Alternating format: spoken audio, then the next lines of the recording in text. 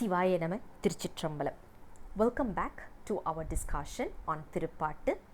This belongs to the place called as Vanparthaan Panangatoor. We are continuing our discussion on the third verse.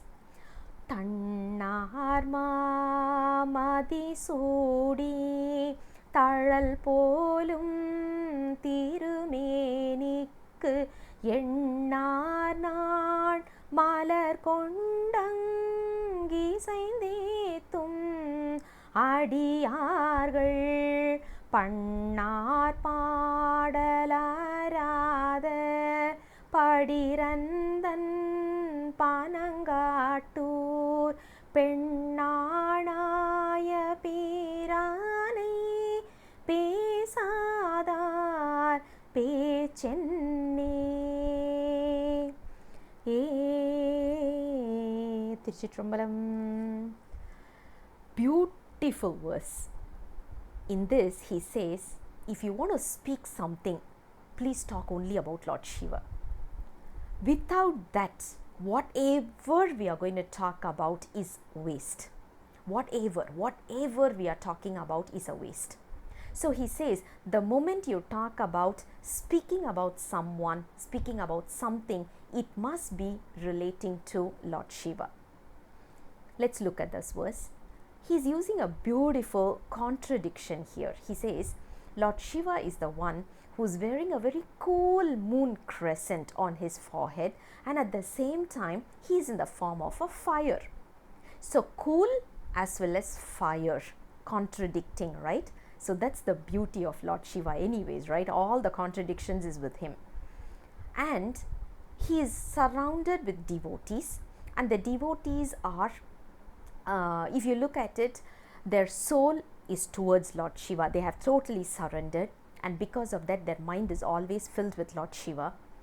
Whatever they do, it's a service to Lord Shiva. So what they are doing is they are looking at all the 8 varieties of flowers according to what our agamas has prescribed. They are taking all those flowers according to the time, according to the flowers which is more auspicious, and they are making garlands and flower decorations for Lord Shiva. And not only that, their language, their mouth, it is constantly singing songs about Lord Shiva, praises of Lord Shiva. So that's about the first 2 lines here. If you look at it, Thannaar madhi soodi polum ennaar naan malar kondu isainthu adiyaargal pannaar paadal araadha. That's the entire meaning. If you look at it, there are 2 ways to look at this particular verse. One is Lord Shiva is wearing the crescent. He is in the form of a fire, and the devotees are praying to him. That is one way. The second way how we have to look at it is from the devotees' point of view. Devotees are having because if you look at the word madhi, there are 2 meanings in Tamil. One is our intellect, or our brain rather, our intellect. Another one is moon. So the first one we saw from Lord Shiva's point of view, which is moon. Now we are saying from the devotees' point of view. The devotees are having a cool brain, intellect, which means it's not heated up. We always say, right, I'm so stressed out and my head is so warmed up because of that.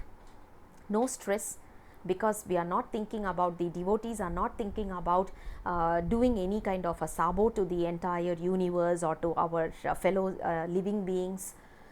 They are also not behind money, so they don't have to maintain any cunningness over there.